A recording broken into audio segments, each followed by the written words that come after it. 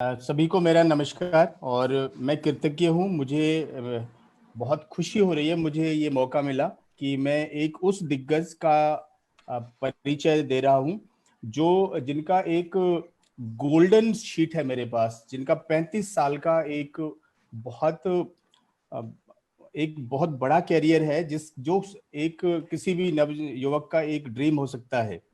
मनमोहन जी, मैं आपको रोक रहा हूं 1 मिनट के लिए। एक बार सबका माइक ओपन कर दीजिए। आज हमारी संख्या 500 हो गई है। देखा किसी जमी होगा। जय श्री राम, जय श्री राम। ये बेटों ने यह सिद्ध कर दिया है कि भारत के सारे बेटे जोड़ना है, पता है माता की उनको लिंक माता की कहा चाहिए जमा जना हमारी संख्या 500 पार हो गई है। नहीं, यही ग्रुप है मेरे क्लास पड़ेगा आपको। जय भारत। देखो डिवाइस लगाना पड़ेगा।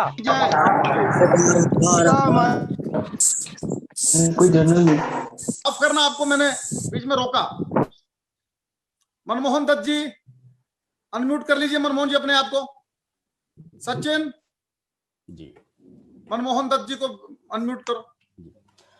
आपका कैरियर 1985 में शुरू हुआ। भारतीय वायुसेना में एक पायलट ऑफिसर की तरह इन्होंने एक कमीशन लिया और 1985 में आप डिप्टी डायरेक्टर एजुकेशन बने। और जैसे भारतीय वायुसेना में कमांड्स होती है, तो ये कमांड एजुकेशन ऑफिसर के पद पर इन्होंने काम किया। 2002 से 2006 तक ये एयरफोर्स रिकॉर्ड ऑफिस में ऑफिसर इंचार्ज रिक्रूटमेंट के पद पर इन्होंने काम किया। 2006 से 2009 तक ये कमांडिंग ऑफिसर रहे। जैसे हमारी इंटेलिजेंस होती है, तो ये स्टेट और सेंट्रल सर्विसेज के बीच में 7 राज्यों का इनके पास कार्यभार था नॉर्दर्न इंडिया में, जिसकी डायरेक्शन और स्ट्रेटेजिक इंटेलिजेंस इन्होंने काम किया इस पद पर। 2010 से 2011 तक हमारा एक एयरफोर्स एकेडमी है हैदराबाद में, वहां पे आप चीफ इंस्ट्रक्टर रहे ग्राउंड ट्रेनिंग में, और वहां पर स्ट्रेटेजी बनाना, एजुकेशन का कोर्स बनाना और एजुकेशन प्रोग्राम बनाना, ये आपका काम रहा। 2011 से 2015 तक आप स्कूल एडमिनिस्ट्रेटर रहे, और ये एक ऐसा स्कूल था कि जहां पर 15 साल के बाद आपने रक्षा मंत्री ट्रॉफी जीती, और एक स्कूल से पूरे देश में हाईएस्ट नंबर ऑफ कैडेट्स भेजे एनडीए में, जो हमारी नेशनल डिफेंस एकेडमी होती है। 2015 से 2017 तक आप प्रिंसिपल डायरेक्टर एजुकेशन रहे, और आप एयर कमांडर के पद पर पहुंचे, जो कि बहुत कम लोगों को ये मिलता है।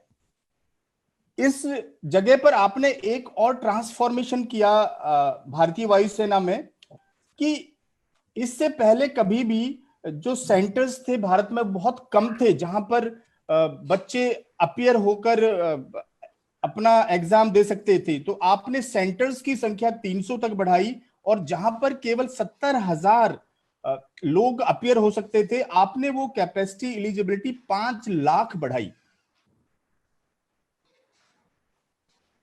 और आपने बहुत सारी यूनिवर्सिटीज के साथ में एक्रेडिटेशन कराया, जहां पर भारतीय वायुसेना के लोग अपने आप को एजुकेट कर सकते थे।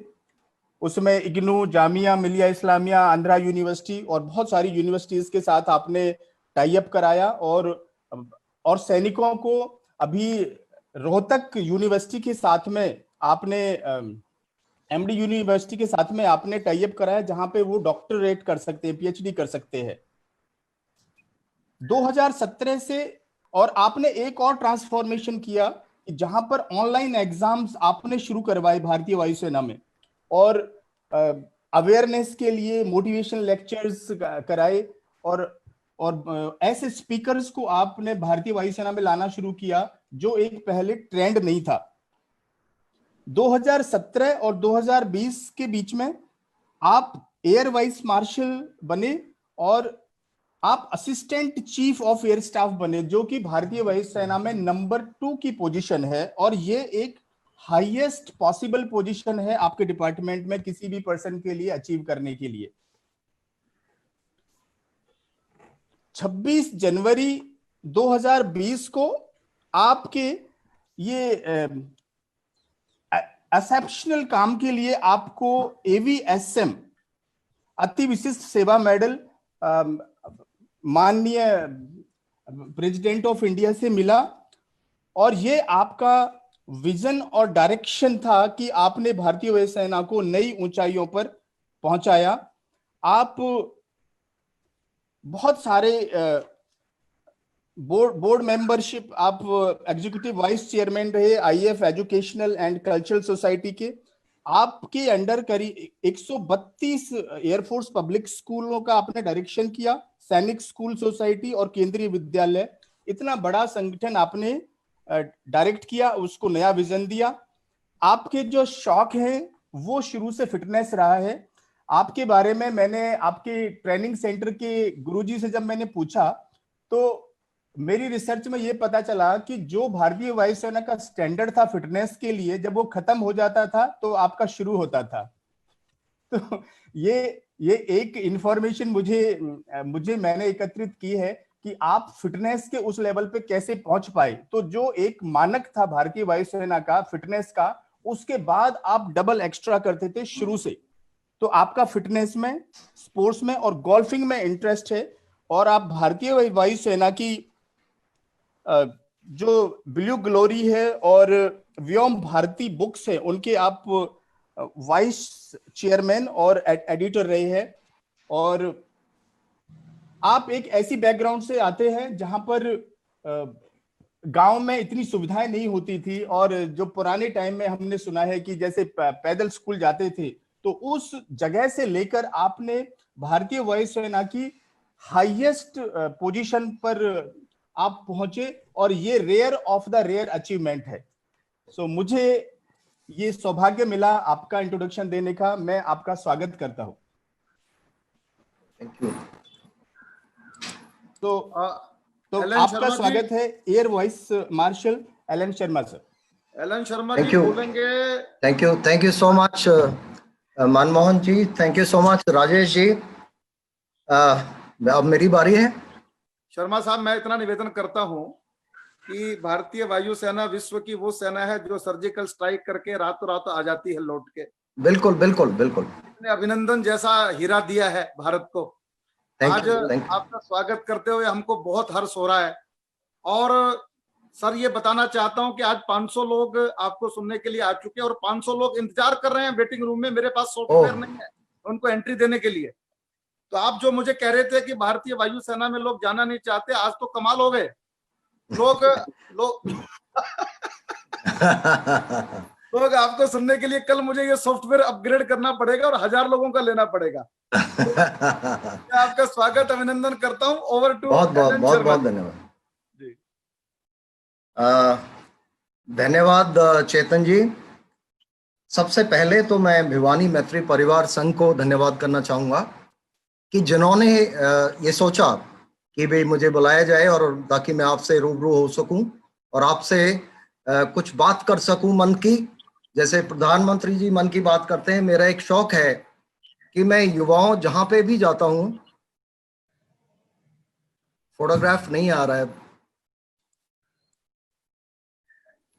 कि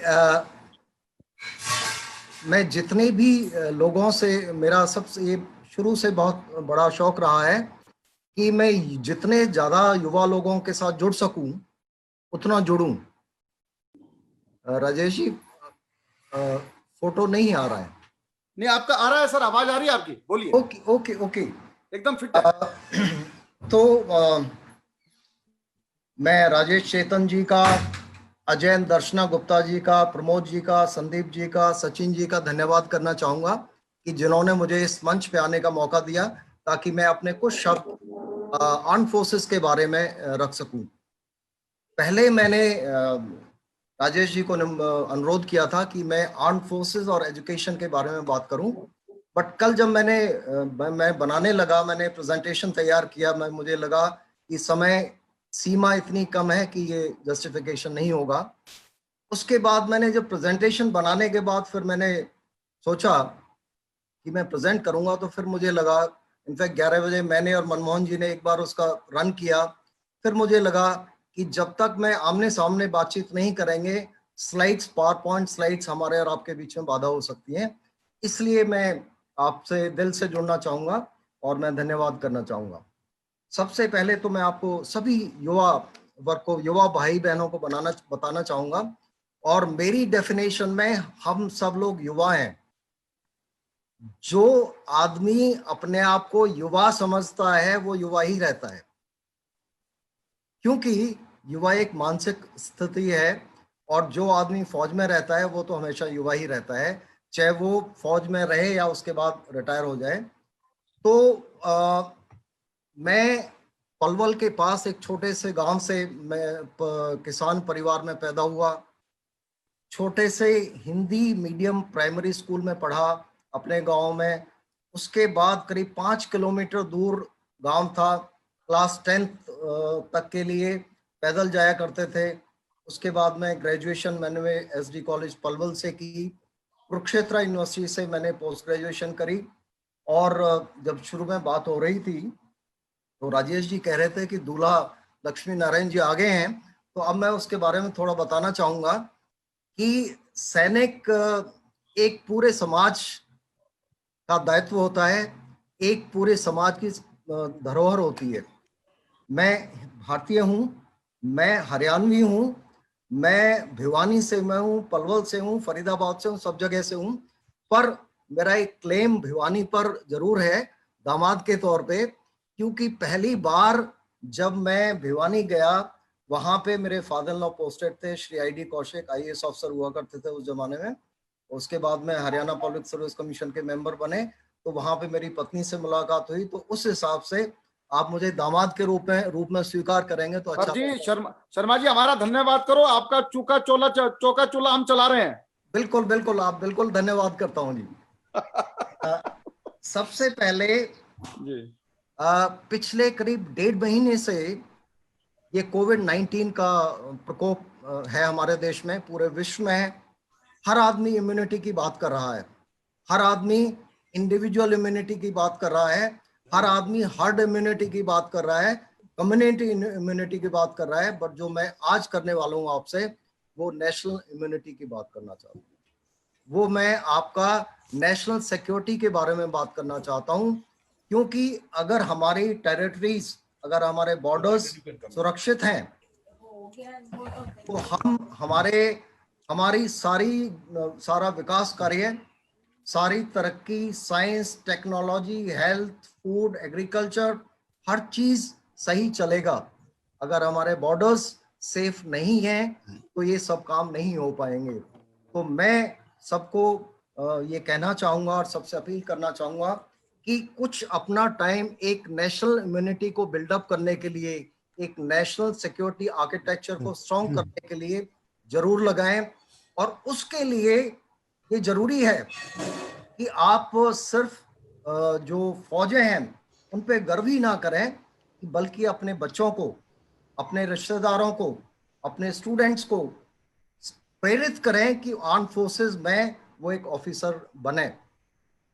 क्योंकि आज आर्म फोर्सेस का हमारा साइज बहुत बड़ा है, रिक्वायरमेंट बहुत ज़्यादा है, हर साल रिटायरमेंट्स होती हैं, कुछ रिलीजेस होती हैं, और हमारी जितनी भी एंट्रीज हैं वो बड़ी रेगुलर हैं। तो इसलिए हमें ज़रूरी है आज के टाइम में एक प्रतिभाशाली युवाओं की, जिसमें लड़के भी और लड़कियां भी दोनों। एक ज़माना था 1992 से पहले कि सिर्फ लड़के ही आ सकते थे फौज में, आज के टाइम में लड़कियां भी आ सकती हैं। उसके लिए मैं आपको बताना चाहूंगा कि अलग अलग शर्मा जी 50 से ज्यादा लड़कियां भी इस कार्यक्रम को सुन रही हैं, ये आपको बताना चाहता हूं। मैं उन लड़कियों को बताना चाहूंगा कि आज भारतीय वायुसेना में करीब 1300 लड़कियां ऑफिसर के तौर पे हैं। वो फाइटर पायलट हैं, ट्रांसपोर्ट पायलट हैं, हेलीकॉप्टर पायलट हैं, इंजीनियर हैं, एडमिनिस्ट्रेटर हैं, एजुकेटर हैं, आई मीन हर रोल में है, नेवी में है, आर्मी में है, आप सेंट्रल आर्म पुलिस फोर्सेस में है। आजकल लड़कियों के लिए आर्म फोर्सेस में किसी तरह का बैरियर नहीं है। और अब से करीब 2 साल पहले ये था कि लड़कियों को सिर्फ शॉर्ट सर्विस कमीशन मिलता था, परमानेंट कमीशन 14 साल के बाद उनको छोड़ना पड़ता था। बट आज स्थिति नहीं है, आज वो ये है, लड़कियां हर रोल में, हर ब्रांच में परमानेंट कमीशन के तौर पे अधिकारी बन सकती हैं और they can reach the highest level.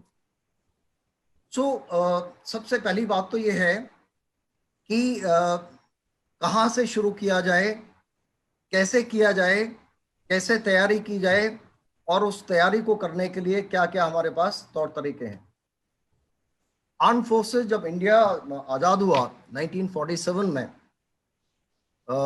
हमारे पास सिर्फ 14 इंडियन आर्मी ऑफिसर थे जो ब्रिगेडियर एंड अबव रैंक के थे। भारतीय सेनाओं ने पहले वर्ल्ड वॉर में करीब 10 लाख सैनिक भेजे across the world, across the seas. Second world war में करीब 25 लाख सैनिक भेजे, पर उन सब सैनिकों में सभी कोई भी अधिकारी नहीं था, ये तो बहुत कम थे। और 1947 में भी आप लगा सकते हैं कि सिर्फ 14 अफसर थे जो ब्रिगेडियर एंड अबव थे। हमारे जितने कमांडर इन चीफ थे सारे ब्रिटिश थे, आर्मी के भी, एयरफोर्स के भी और नेवी के भी। फर्स्ट जनरल इंडियन आर्मी के 1949 में जनरल करियप्पा हुए। एयरफोर्स के first commander in chief marshal Subroto Mukherjee 1954 में। 1958 में फर्स्ट इंडियन नेवल चीफ हुए। तो तब तक हम लोग छोटे पदों पे, हमारे भारतीय लोगों को ये अधिकार नहीं था कि वो अफसर के पदों के लिए अप्लाई कर सकें, अफसर के लिए वो चुनित हो सके। पर आज हमारे पास एक मौका है, हमारे पास एक ऐसा सिस्टम है कि जिसमें ना कोई रिजर्वेशन है, जिसमें ना कोई पॉलिटिकल इन्फ्लुएंस है, जिसमें बिल्कुल फेयर सिलेक्शन है, चाहे कोई कुछ भी हो, रेगुलर एंट्रीज हैं और मेरिटोक्रेसी है। किसी की सिफारिश नहीं चलती है, किसी को कुछ कहने की जरूरत नहीं है, ना ट्रांसफर के लिए, ना प्रमोशन के लिए, ना सिलेक्शन के लिए, हर चीज बड़ा स्ट्रक्चर्ड है। और मैं बताना चाहूंगा कि भारतीय सेना सिर्फ एक ऐसी संस्था है, एक ही संस्था है कि जो which is the last resort of the Indian government. Crisis management group है आर्म फोर्सेस। जब सब कुछ फेल हो जाता है, जब चाहे बाढ़ हो, भूकंप हो, चाहे आपदा हो, चाहे कोविड हो, कुछ भी हो, अगर आपको याद हो, सबसे पहले भारतीय वायुसेना का जहाज वुहान में जाके भारतीयों को वहां से लेके आया। और आज भी जितने जो टेस्टिंग चल रहा है, लोगों को एक जगह से दूसरी जगह ले जाया जा रहा है, क्रिटिकल इमरजेंसीज के लिए, चाहे टेस्टिंग के लिए या और किसी पर्पज से, भारतीय सेनाओं को उसमें बहुत बड़ा योगदान है। तो अगर हम बात करें तो टाइप्स ऑफ एंट्रीज की, फर्स्ट एंट्री है national defence academy. National defence academy which is almost about 70 years old institution, और तीनों सेनाओं के लिए वो अफसर तैयार करते हैं। हर 6 महीने में एग्जाम होता है। यूपीएससी एग्जाम कंडक्ट करता है, रिटन एग्जाम कंडक्ट करता है। करीब 14 से 15 लाख लड़के अपीयर करते हैं, मतलब अप्लाई करते हैं।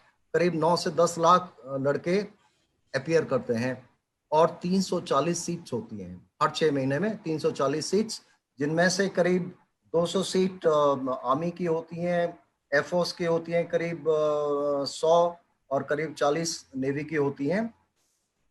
इन बच्चों को जो सबसे जो इम्पोर्टेंट है, जो रिटन एग्जाम है जो यूपीएससी का, वो सिर्फ एक स्क्रीनिंग प्रोसेस है।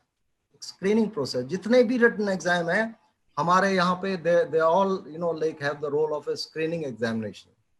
असली जो टेस्ट है वो टेस्ट है पर्सनालिटी का, जिसको हम कहते हैं सर्विसेज सिलेक्शन बोर्ड इंटरव्यू। और ये एक ऐसा सिस्टम है जो साइंटिफिकली प्रूवन है। पिछले 70 साल से हिंदुस्तान में, क्या पूरे वर्ल्ड में, ये सिस्टम चल रहा है सेकेंड वर्ल्ड वॉर के बाद, और it has stood the test of time. 5 दिन का रेजिडेंशियल इंटरव्यू होता है जिसके 3 भाग होते हैं। सबसे पहला भाग होता है जिसमें एक, अगर मैं संस्कृत के वर्ड यूज करूं तो पूरी आपकी पर्सनैलिटी को असेस करने के लिए it's a test of your personality. 3 चीजें होती हैं, मनसा वाचा कर्मणा, कि भाई आप क्या सोचते हैं, आप क्या बोलते हैं और आप क्या करते हैं। उस हिसाब से 3 सेट ऑफ असेसर्स होते हैं। एक सेट होता है साइकोलॉजिस्ट, सेकंड होता है ग्रुप टेस्टिंग ऑफिसर एंड तीसरा होता है इंटरव्यू ऑफिसर। ये तीनों लोगों की अलग अलग तरह की ट्रेनिंग होती है, अलग अलग तरीके से वो असेस करते हैं, और उनका जब तक वो लास्ट वाले दिन कॉन्फ्रेंस में नहीं बैठते हैं वो किसी भी कैंडिडेट के इनपुट्स, परफॉर्मेंस या फीडबैक एक दूसरे से शेयर नहीं करते हैं। साइकोलॉजिकल टेस्ट की it's a series of batteries, and उसमें है कि आपको it's something called like thematic perception test, word association test, situation reaction test, self description. वो अलग अलग चीज, अगर मैं उनसे बात करने लगूं तो शायद ये टाइम इस चीज को परमिट नहीं करेगा, अदरवाइज जब भी अगला कभी मौका मिलेगा तो मैं आपको हर चीज के बारे में अलग अलग बताऊंगा। ग्रुप टेस्ट में इंडिविजुअल टेस्ट भी होते हैं और ग्रुप टेस्ट भी होते हैं। इंडिविजुअल टेस्ट में जैसे आपका लेक्चरेट है, ग्रुप डिस्कशंस है, ग्रुप टास्क है, इंडिविजुअल टास्क है, कमांड टास्क है, then it's a series of interviews.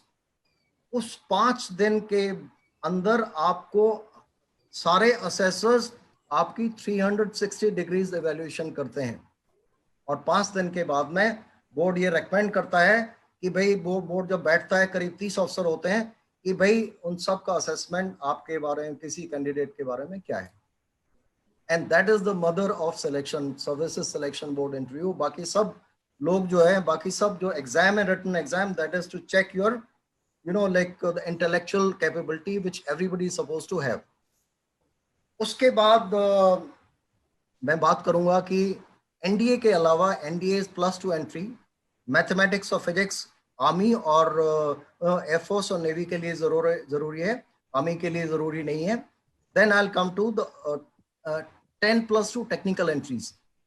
अगर कुछ लोग ऐसे हैं कॉम्बैट ब्रांचेस में नहीं जाना चाहते हैं तो वो इंजीनियरिंग ब्रांच में जा सकते हैं। उसमें 10+2 के बाद में, based on their +2 score and JEE score, they call for SSB interview. They undergo the same process for 5 days. They are recommended. उसके बाद में comprehensive सभी का मेडिकल होता है, मेडिकल के बाद में मेरिट लिस्ट होती है, and then the final merit list comes. उसके बाद मैं बात करूंगा ग्रेजुएशन एंट्री। ग्रेजुएशन एंट्री 3, 4, 5 तरह की हैं। सबसे पहला है combined defence service examination. Again it is for all 3 services and it is for both male as well as females. उसमें परमानेंट कमीशन का भी है, शॉर्ट सर्विस कमीशन का भी है। उसके लिए भी रिटन एग्जाम यूपीएससी कंडक्ट करता है। उसके बाद में एसएसबी होता है, एसएसबी के बाद में मेडिकल होता है, फिर फाइनल मेरिट लिस्ट। फिर एयरफोर्स ने, क्योंकि नंबर का रिक्वायरमेंट इतनी ज़्यादा होती है, सीडीएस यूपीएससी से इतना वर्कलोड हो नहीं पाता, तो एक अलग पैरेलल एग्जाम इंट्रोड्यूस किया है। उसको एयरफोर्स कॉमन एडमिशन टेस्ट बोलते हैं, AFCAT. It is conducted every 6 months। Navy ने उसी तरह का एक एग्जाम किया है। Army does it on the basis of cut off of your graduation और पोस्ट ग्रेजुएशन एग्जाम। उसके बाद ये जो written part of the exam है, उसका जो स्कीम ऑफ एग्जामिनेशन है same, like whether you go in for NDA, CDS, FCAT, INET, it is like आपकी English, mathematics, intelligence, general ability, communication skills, your like current affairs, general knowledge, sports, co-curricular, your geography, mathematics, economics, everything put together. You are like basically your screen की okay आपका एक level है या नहीं है, इससे पहले कि आपको इंटरव्यू के लिए बुलाया जाए। उसके बाद में टेक्निकल एंट्री होती है ग्रेजुएशन के बाद में, जो लोग बीटेक के बाद में कर सकते हैं।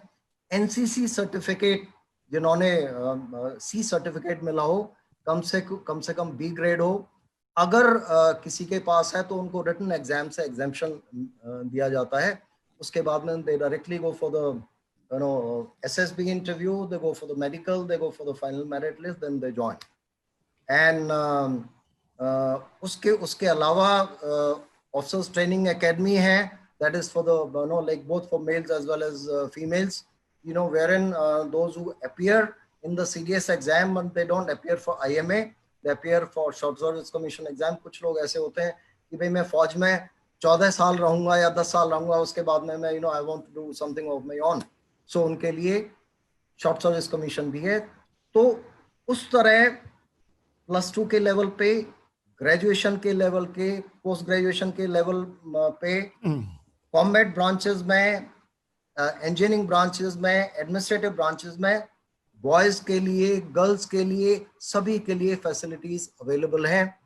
बट सबसे बड़ी बात यह है जो मैंने देखा है, मैंने हजारों ऑफिसर्स सिलेक्ट किए हैं, हजारों ऑफिसर्स ट्रेन किए हैं, और मनमोहन जी ने ये नहीं बताया जिस स्कूल की वो बात कर रहे हैं, वो स्कूल सैनिक स्कूल कुंजपुरा है।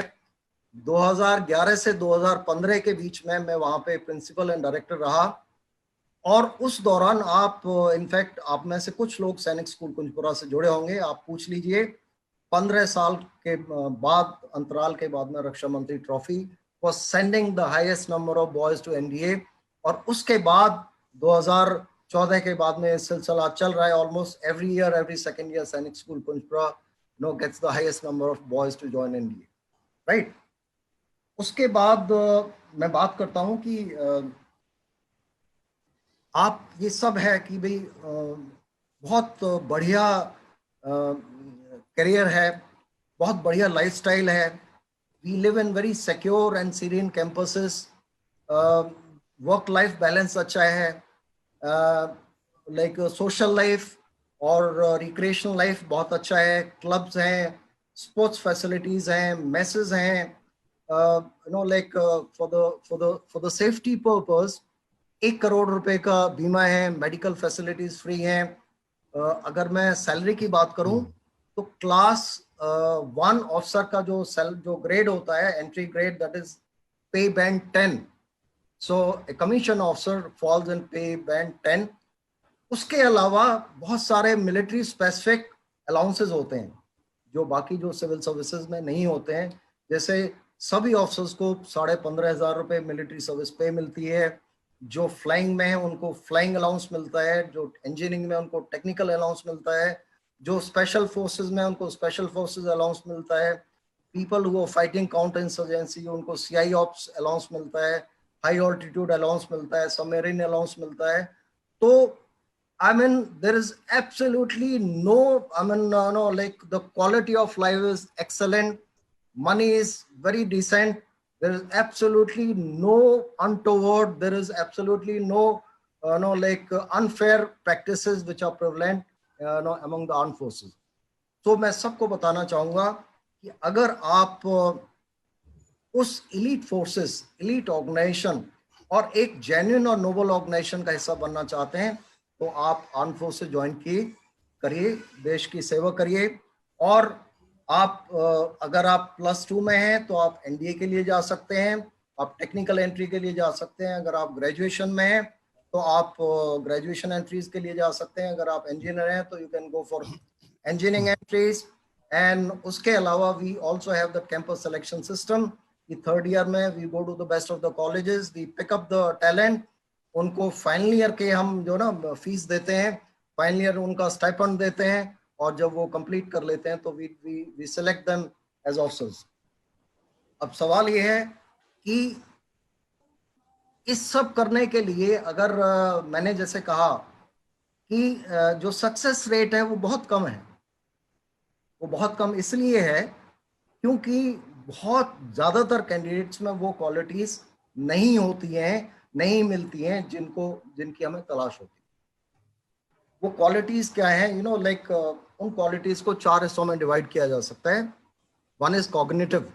Cognitive is related to your intellect. 2nd is affective. Affective is related to your emotions, your emotional control, your emotional balance, empathy towards others, then your leadership and social. कि आप how well you can lead a team. आप किसी समाज का हिस्सा कैसे बन सकते हैं, आप कैसे लीड कर सकते हैं ग्रुप को, कितने सक्सेसफुल हैं आप एक लीडरशिप स्किल्स में. और चौथा है आपका डायनेमिज्म, कि आपका फिजिकल और मेंटल स्टेमिना कितना है, आप किस लेवल तक स्ट्रेस को, फिजिकल और मेंटल स्ट्रेस को आप झेल सकते हैं. तो ये 4 फैक्टर्स हैं, और उन 4 फैक्टर्स से करीब 15 क्वालिटीज जो डराइव की गई हैं, which are called officer like qualities. और वो officer like qualities, if I start talking about it, each one will take at least about 15 minutes. So I'll just say there are 15 officer like qualities.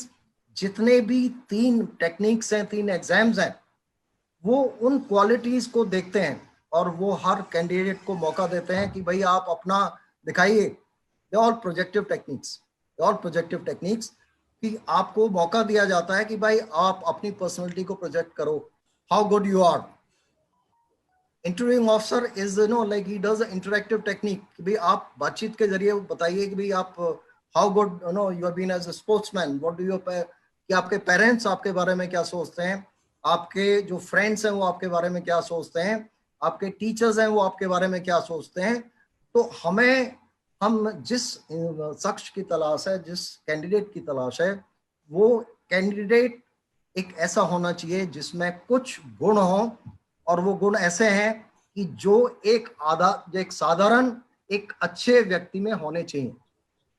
We are not looking for super people, we are not looking for superman or superwomen, we are looking for people with high above average intellect and with certain qualities of head and heart and social adaptability.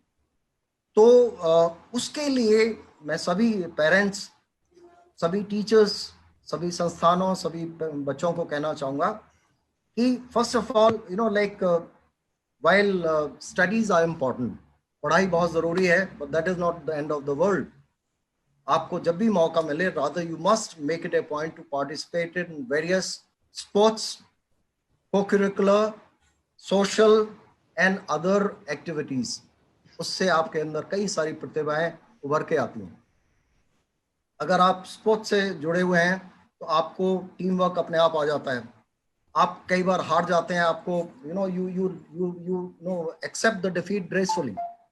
You know how to lead. You develop that killing instinct.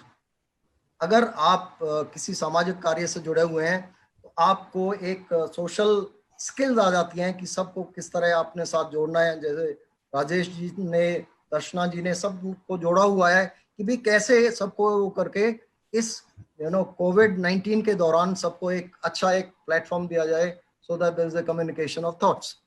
And अगर आप अगर आप किसी if you are into dramatics, आपकी stage confidence, आपकी communication skills improve होती हैं. इसलिए मैं सभी पेरेंट्स को कहना चाहूंगा कि अगर आपका बच्चा if he is interested, rather you must make sure that he participates in all sports and co-curricular activities.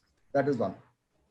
Second thing is, हर जैसे मैंने देखा आजकल जितने भी अच्छे स्कूल्स हैं, कॉलेजेस हैं, सभी में एक क्लास 7th 8th से IIT की तैयारी शुरू कर देते हैं, नीट की तैयारी शुरू कर देते हैं. जिसने CA बनना है वो CA की तैयारी शुरू कर देता है. एक ऐसा सेक्टर जिसमें कि शानदार कैरियर है, जिसमें क्लियर सिलेक्शन प्रोसीजर है, जिसमें अच्छी लाइफस्टाइल है, अच्छे पे एंड पर्क्स हैं, good quality of life, work life balance है, उसके लिए आप तैयारी शुरू से क्यों नहीं कराते? That is my submission and that's my question to you, because everybody thinks कि नेशनल सिक्योरिटी किसी और का काम है, इसमें मेरी भागीदारी कोई नहीं है, इसमें मेरा कोई, अगर मैं अपने बच्चे को क्यों भेजूं? ऐसे मैं पेरेंट्स को चाहूंगा कि इस भावना को अलग करें और अपने बच्चों को प्रेरित करें कि वो आर्म फोर्सेस का हिस्सा बने और उसके लिए जो भी तैयारी की जरूरत हो वो कराएं. तीसरी बात यह है कि उसके लिए कोई अलग से कोचिंग या ट्रेनिंग की जरूरत है क्या? बहुत सारे लोग, आपने देखा होगा, बहुत सारी एकेडमीज, बहुत सारे लोग क्लेम करते हैं कि I will train your child, I will this, मैं कहता हूं कि अगर किसी भी कैंडिडेट के अंदर एक अच्छे संस्कार, एक अच्छे व्यक्ति के गुण हो, तो उसे किसी ट्रेनिंग की जरूरत नहीं है। कि मैंने बताया written exam is only screening exam, the mother of selection is the SSB interview. जो अब 360 डिग्रीज का जो 3 डायमेंशनल जो है ना आपका जो हमारा जो सिलेक्शन प्रोसेस है वो है, अगर आप वो कर सकते हैं तो you know that is the absolute thing which is required.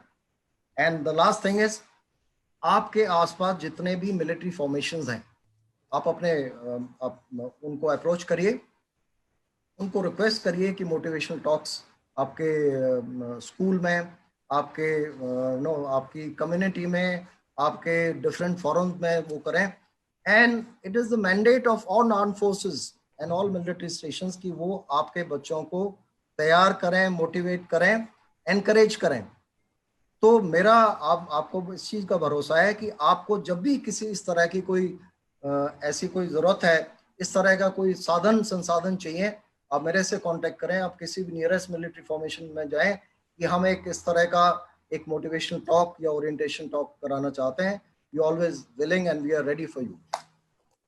क्योंकि वक्त अभी सिर्फ करीब 10-15 मिनट बचे हैं, तो इसलिए मैं यहीं पे विराम करना चाहूँगा। और once again I like to thank Rajesh, Chetan ji, Darshana madam ji, Ajay Banarasi Das Gupta ji, and all the especially my young friend Sachin Shalin who conducts, Pramod Sharma ji, Sandeep Garg ji, and all the members of Bhiwani Parivar Maitri Sangh। और क्योंकि अब मैं आपसे जुड़ गया हूँ, तो I like to whatever way I can contribute, I'll be happy to be a part of it. Thank you, thank you। Sharma साहब बहुत बहुत बहुत बहुत धन्यवाद। आई ओपनिंग सेशन दिया आपने आज हमारे युवाओं के लिए। मेरा सवाल ये है कि मेरे पास इतने क्वेश्चन है कि 10 मिनट में वो क्वेश्चन नहीं हो सकते। तो सबसे पहले तो आप ये समाधान करें, तो हम आपसे कैसे जुड़ सकते हैं? राजेश जी, ऐसा है, करीब 35 साल की सर्विस के बाद में 31 मार्च को मैं रिटायर हुआ हूँ जी। और मैंने ये कल जो है ना, कल एमपी महोदय आई थी, उनको भी ये सवाल किया था कि एक ऐसा फोरम बनाना चाहते हैं, हम एक स्टेट लेवल पे, डिस्ट्रिक्ट लेवल पे, मेरा एक विजन है, एक स्टेट लेवल पे एक फोरम हो और हर एक डिस्ट्रिक्ट लेवल पे एक फोरम हो। सरकार ने 33 सैनिक स्कूल चलाए हुए हैं, बट एंट्री क्लास 6 में होती है, और उस टाइम पे बच्चे को ये पता नहीं होता है कि उसका एरिया ऑफ इंटरेस्ट क्या है। वो जो भी है पेरेंट्स भेजते हैं उनको। तो एक आर्म फोर्सेस प्रिपरेटरी इंस्टीट्यूट जैसे मैंने बताया कल, पंजाब ने तैयार की है, लड़कों के लिए भी है, एक अलग से लड़कियों की है, जिसमें क्लास 10th के बाद बच्चों का सिलेक्शन होता है मेरिट बेसिस पे। लड़कियों का +2 के बाद में होता है मेरिट बेसिस पे, और उनका स्कूलिंग और कॉलेज एजुकेशन साथ के साथ चलती रहती है। तो और साथ में उनकी ग्रूमिंग की जाती है एसएसबी फेस करने के लिए। और ये जो उनका जो एक्सपेरिमेंट है पंजाब गवर्नमेंट का, बहुत सफल रहा है। 48 बच्चों में से they have as many as 36 boys who make it to NDA every year, every 6 months। उसी तरह लड़कियों का, बहुत सारी लड़कियां आर्म फोर्सेस में, पैरामिलिट्री फोर्सेस में जा चुकी हैं। तो मैं आप के मंच के माध्यम से हरियाणा सरकार से और के थ्रू ये कहना चाहूंगा कि इस तरह की एक संस्थाएं बनाई जाए राज्य स्तर पर और जिला स्तर पर।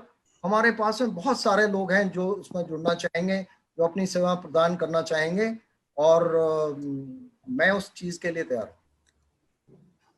Okay, thank you very much. दोस्तों, मैं एक प्रार्थना करना चाहता हूं। आपके कोई सवाल हो, एक ईमेल आईडी आप लिख सकते हैं और इसको सचिन चैट बॉक्स में डाल दीजिए एक बारी। वैसे हालांकि मैंने चैट बॉक्स बंद कर दिया, तुम उसको ओपन कर लो। admin@ebhiwani.com, admin@ebhiwani.com। किसी की कोई क्वेरी हो तो आप मुझे मेल भेजिए, मैं उस क्वेरी को आपको आंसर करूंगा। एक बार आइए कुछ सवाल ले लेते हैं। इस सवाल से पहले मैं चाहूंगा, हमारे बीच में सुप्रीम कोर्ट के लीडिंग एडवोकेट गोविंद गोयल जी हैं। आज शाम को वो चाय चर्चा पे हमारे स्पीकर भी हैं, कीनोट स्पीकर भी हैं। मैं 2 मिनट के लिए चाहता हूं कि गोविंद गोयल जी। हेलो, गोविंद जी को ओपन करो भाई,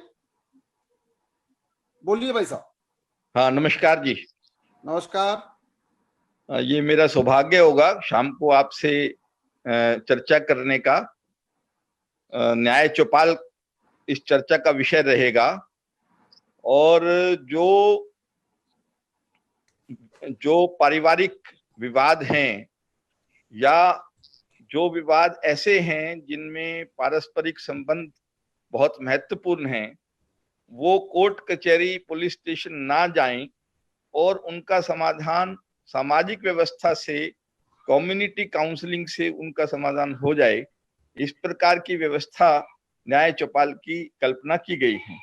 उसके बारे में विस्तार से शाम को चर्चा करेंगे और मुझे विश्वास है कि आप सब लोग उस चर्चा में उपलब्ध रहेंगे और वो चर्चा एक प्रभावी रचनात्मक चर्चा साबित होगी। बहुत धन्यवाद। आइए सवाल लेते हैं। मैं सबसे पहले लड़कियां सवाल पूछ। नीना गुप्ता जी से रिक्वेस्ट है वो सवाल पूछे। नीना गुप्ता पूछिए।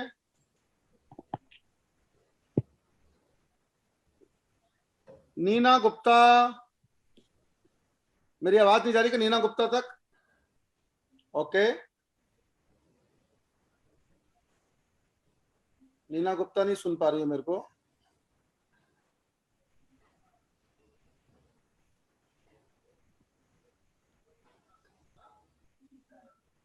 सुरेंद्र जैन साहब सवाल पूछिए।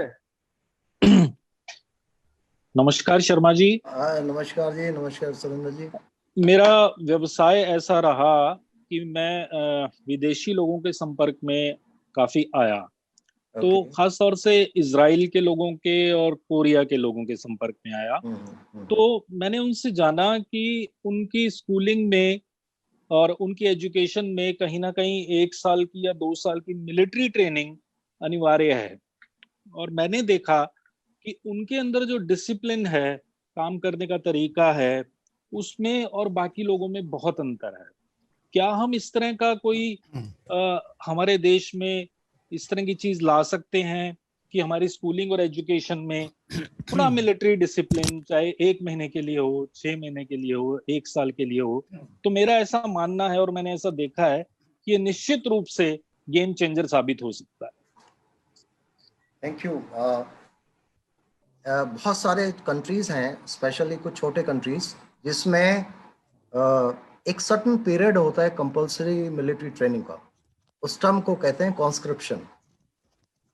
कॉन्स्क्रिप्शन उन कंट्रीज में मैंडेटरी है जो छोटे हैं और जिनका थ्रेट असेसमेंट, थ्रेट सिनेरियो ज्यादा है। Like Israel is surrounded by all adversaries, तो उसमें हर आदमी को फाइटर होना होता है। हिंदुस्तान की जो पॉपुलेशन है वो इतनी ज्यादा है कि ये कॉन्स्क्रिप्शन एक प्रैक्टिकल और फाइनेंशियली वाइबल सॉल्यूशन नहीं है, ऑल्दो इट इज डिजायरेबल। पर मैं आपको बताना चाहूँगा कि इस चीज़ पे एक स्टडी मैं एक स्टडी में भाग लिया, जो नेशनल सिक्योरिटी काउंसिल सेक्रेटरीट, जो डायरेक्टली प्राइम मिनिस्टर के अंडर काम करता है, तो उन्होंने इस पे एक स्टडी कंडक्ट कर रहे हैं कि वो किस तरह यूथ के अंदर डिसिप्लिन और किस तरह उनके अंदर एक अनुशासन जो है वो क्रिएट किया जाए, पैट्रियोटिज्म की भावना, देशभक्ति की भावना क्रिएट की जाए, ताकि वो समाज में जैसे बड़े हों उनका एक पॉजिटिव एटीट्यूड रहे, एक पॉजिटिव कंट्रीब्यूशन हो। अब वो कितना सफल हो पाता है या कितना नहीं हो पाता है वो तो वक्त ही बताएगा। पर very important, we already have certain formats, जैसे एनसीसी है। एनसीसी उसी तरह का फॉर्मेट है, but unfortunately, and I will be very very frank, NCC is funded by the central governments and it is controlled by the state governments, funded by the state governments, controlled by central government. और ज्यादातर state governments NCC activities के लिए वो funding नहीं देती हैं। मेरा मानना है कि अगर हर स्कूल में, जो कोई सरकारी स्कूल हो या प्राइवेट स्कूल हो, सोसाइटी स्कूल हो, अगर हर स्कूल में एक एनसीसी यूनिट रेज की जाए, सरकार आई एम श्योर इतना तो खर्च कर ही सकती है, तो बहुत हद तक ये जो आपका जो कंसर्न है और जो आपके ऑब्जर्वेशन है वो पूरी हो सकती है। Thank you. रमेश राघव जी, रमेश राघव जी बोलिए। सर नमस्कार। बोलिए। नमस्कार जी। सर मेरा एक क्वेश्चन है, पहले तो शर्मा जी को नमस्कार। Thank you. और सेना का मैं बड़ा सम्मान करता हूँ। सर ये एक क्वेश्चन था कि जो सेना को गालियां देते हैं लोग बाग जो भी हैं, जो कुछ करते हैं, तो एक ऐसा क्यों नहीं करा जाता कि भी, क्योंकि चाणक्य जी ने भी कहा था कि भी उसका जवाब तो देना चाहिए जो ऐसा कुछ करता है, कृत्य क्या करता है, कोई घिनौना बात करता है, तो उसके लिए सर ऐसा कुछ बनाइए जाइए कि जिससे कि वो आगे ऐसा बोल ना सके, जो पार्टी का भी बंदा क्यों ना हो, चाहे कोई आम क्यों ना हो, उसके लिए कुछ भी नहीं होता सर। ये मेरे को बड़ा दुख होता सर। मैं रो रहा हूँ मैं इस बात के लिए, क्योंकि बड़ा दुख होता है इस बात। आर्म फोर्सेस का अपना एक पॉलिटिकली न्यूट्रल कैरेक्टर है। आपने देखा होगा after independence, you know like Pakistan has gone the military way. बहुत सारे कंट्रीज ऐसे हैं जहां पे मिलिट्री का एक पॉलिटिकल रोल रहा है, तो उसमें वो उनमें सिस्टम ठीक नहीं चला है। इंडिया ने डिसाइड किया when we adopted our constitution कि all our military forces will be politically neutral. तो हम ये चीज जो है ना, जो चाहे कोई हमारी आलोचना करता है, कोई गाली देता है, कुछ करता है, ये सरकार और प्रशासन की जिम्मेवारी है। हम डायरेक्टली जनता से इस मामले में इंटरेक्ट नहीं करते हैं। और हम तो चाहेंगे कि इनफैक्ट ऐसी जगह पे जहाँ पे आपने देखा होगा वैली में, कश्मीर वैली में, कि जहाँ पे जवान पत्थर मार रहे हैं, जहाँ पे दुनिया भर का जो ना उपद्रव हो रहा है, उसके बावजूद सेनाएं इतना संयम से काम करती हैं, उनके डेवलपमेंट के लिए इतना काम करती हैं, उनको एजुकेशन प्रोवाइड करती हैं, उनको एक्सपोजर देते हैं, उनको स्किल ट्रेनिंग देते हैं, उनको हर तरह की फैसिलिटीज देते हैं। तो आर्म फोर्सेस के जो डीएनए में है वो political character Indian arm forces के वो नहीं है, और हम इस चीज में नहीं होना चाहिए। तरनदीप कौर सवाल पूछिए। सर मैं पूछना चाह रही थी कि मेरी अगले साल 12th क्लास पूरी हो जाएगी, तो मैं कैसे अपनी डिफेंस ट्रेनिंग में जा सकती हूँ? मैं कौन सा अपना फील्ड चूज करूँ कि आगे मैं अपनी ग्रेजुएशन में उससे हेल्प कर सकूँ? वीडियो खोलो अपना तरनदीप, वीडियो खोलो। Tarandeep, yes sir. Video open कीजिए। तरनदीप, ऐसा है अभी तक आर्म फोर्सेस में लड़कियों के लिए ऑफिसर कार्डर में ग्रेजुएशन के बाद एंट्री है। स्कूल लेवल पे एंट्री सिर्फ जैसे पैरामिलिट्री फोर्सेस में है, you know like in slightly lower ranks, और अभी आर्मी में शुरू भी हो गई मिलिट्री पुलिस। तो मैं कहना चाहूँगा कि आप अगले 3 साल में, मैंने जो कही है कि you know like develop your personality, because after all आप रिटन एग्जाम तो पास कर जाएंगे, अगर आपके 90% मार्क्स भी आए, अगर आपकी पर्सनैलिटी डेवलप नहीं होगी, और पर्सनैलिटी एक मल्टी डायमेंशनल कॉन्सेप्ट है जिसमें आपकी साइकोलॉजी, आपकी you know like expression part, और आपकी जो डायनेमिज्म, ये सारी चीजें वो आती हैं। तो इन तीनों चीजों को आप डेवलप करिए। Be a part of some sports, be a part of some co-curricular activity, get connected with some social work. आप अपने आप का जो कॉन्फिडेंस बढ़ेगा, आपके अंदर वो जो प्रतिभाएं वो अपने आप विकसित हो जाएंगी। उसके लिए अलग से किसी तैयारी की जरूरत नहीं है, आप रिटन एग्जाम की तैयारी करिए। I mean that's good. Pawan Kansal ji, Pawan ji बोलिए। हाँ जी, नमस्ते नमस्कार भाई साहब, नमस्ते शर्मा जी। नमस्कार जी। मैं जो मेरा ये पर्सनल व्यू है, but I think we are in a new kind of world war. You guys can think for the future and for the upcoming problems. So what they are the problem? What are these problems which can occur? Number 1 and number 2, जो आप कश्मीर में training दे रहे हैं लोगों को, public को, वो पूरे देश में क्यों नहीं? धन्यवाद। देखिए ऐसा है देश के कुछ क्षेत्र ऐसे हैं जो विकसित नहीं हैं, जहाँ पे इंडस्ट्री नहीं है, जहाँ पे बिजनेस नहीं है, एजुकेशनल एक्टिविटीज नहीं है, जो मेन स्ट्रीम से जुड़े हुए नहीं है। तो उन जगहों पे सरकार का और कई जगह जहाँ पे प्रशासन के साथ में सेना भी मदद करती है कि उनको शिक्षा दी जाए, उनको स्किल डेवलपमेंट किया जाए, उनको एम्प्लॉयमेंट दी जाए, ताकि वो एक समाज के, एक देश के मेन स्ट्रीम से जुड़ सके। बाकी कंट्रीज में if you are sitting in Delhi और any part of the country, आप ऑलरेडी वो फैसिलिटीज हैं। जहाँ तक रही वर्ल्ड वॉर और वॉर की बात, मैं सबसे बताना चाहूँगा कि किसी भी राष्ट्र के लिए world is the last resort. When everything fails then only you go to the war. और वॉर को रोकने का सिर्फ एक ही तरीका है कि हम अपने आप को मजबूत करें, हम अपने आप को इतना शक्तिशाली करें कि वो हमारे जो वो हैं प्रतिद्वंदी हैं, जो दुश्मन हैं, उनकी हिम्मत ना हो।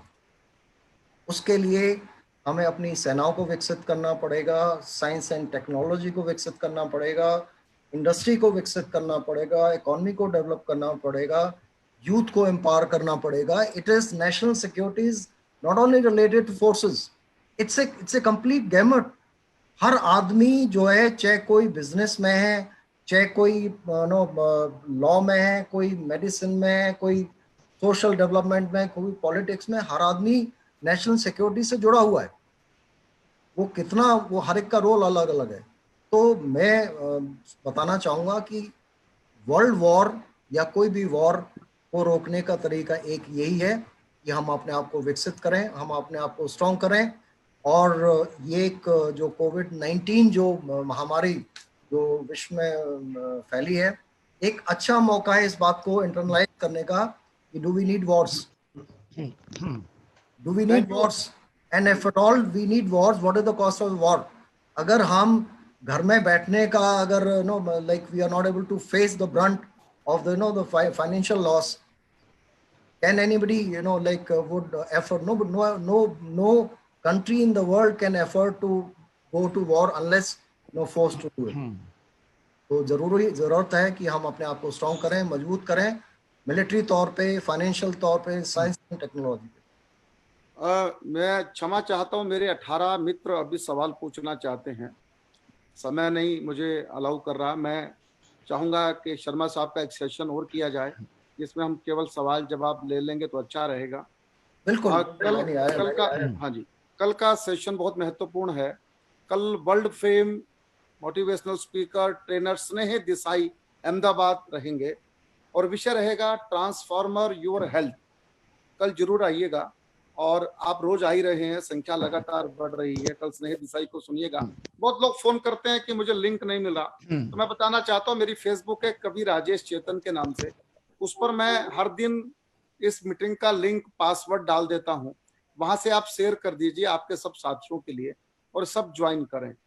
आज 500 से ज्यादा संख्या थी, मैं प्रयास करूंगा कि सॉफ्टवेयर को मैं अपग्रेड करके 1000 तक ले जाऊं।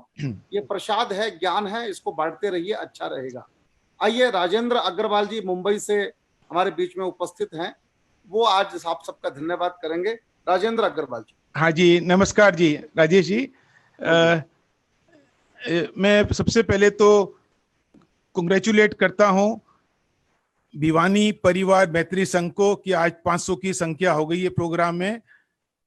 मैं दर्शना जी और अर्चना जी को भी, अजय जी को भी थैंक करता हूं कि मेरे को इनवाइट करने के लिए। बंबई होते हुए हमको लगता है कि हम भी भिवानी पहुंच गए। हमारी फैमिली भिवानी की है। हमारी क्या बात है। नहीं, दर्शना जी ने जो एफर्ट किया है और पूरी इंडिया में सबको जोड़ा है, उसके लिए बहुत बहुत धन्यवाद दर्शना जी। एलन शर्मा जी, आपका बायोडाटा बहुत ही इंप्रेसिव है। पहली बात तो आपको congratulation for your AVSM award जो आपको ये साल मिला है। Thank you so much. बहुत ही इंप्रेसिव रहा आपके बारे में सुनने के लिए। आपके 35 साल का कैरियर, आपने इतनी डिटेल में इतना क्लियरली समझाया कि आज सबको आइडिया लगी कि आज ये क्या है। नहीं तो ये एक सब्जेक्ट था ही नहीं। आपने जो कहा ना कि आज एयरफोर्स या मिलिट्री को ज्वाइन नहीं करना चाहता, तो आपने इतनी क्लियरली और इतना अच्छा मोटिवेट किया है सबको। आपकी जो पैशन नजर आ रहा था आपकी आवाज में, आपके एक्शन में, कि आपका जो एजुकेशन का कैरियर है तो वो सामने पूरा झलक रहा था। तो हम लोग सब लोग एकदम समझ गए हैं, और जितने भी आज हम सुन रहे हैं आपको, हम जोर से प्रमोट करेंगे कि आज पूरी इंडिया में जितना भी यूथ है, जितने भी पेरेंट्स हैं, उनको बताएं और आर्म फोर्सेस ज्वाइन करने के लिए उनको समझाएं। और जरूर आपका जो आज लेक्चर है काफी आगे जाएगा, कुछ लोग यहाँ ज्वाइन करें। And it was really pleasure seeing your commitment for education for the arm forces. और जो आप इतने लोग, इतने स्कूल डेवलप करे हैं, इतने बच्चे लोग को आपका जो आपने प्रमोट किया 70,000 से 5 लाख, ये कोई छोटी बात नहीं है। आज हम भी गर्व हैं कि आज सेना या आर्मी या सब देख के आज सब लोग, मतलब आज अभी कोविड-19 में भी आज कौन हेल्प कर रहा है जी? आज एक पुलिस है या एडमिनिस्ट्रेशन है, बाकी तो कोई कुछ कर भी नहीं पाता है। तो I congratulate for your fantastic passion and all this thing. Again मेरा सौभाग्य आज वोट ऑफ थैंक्स देने का आपका। And again thank you Rajesh Chetan ji. मैं बंबई में अभी रोटरी का गवर्नर इलेक्ट हुआ हूँ, रोटरी इंटरनेशनल का, और हमारे भी लाखों यूथ हैं अग्रवाल में भी और रोटरी में भी। I will also take this, thank you, I will also take this opportunity. हाँ जी, thank you for giving me the opportunity. धन्यवाद राजेंद्र जी। हाँ जी, आइए शांति पाठ करते हैं। सचिन शांति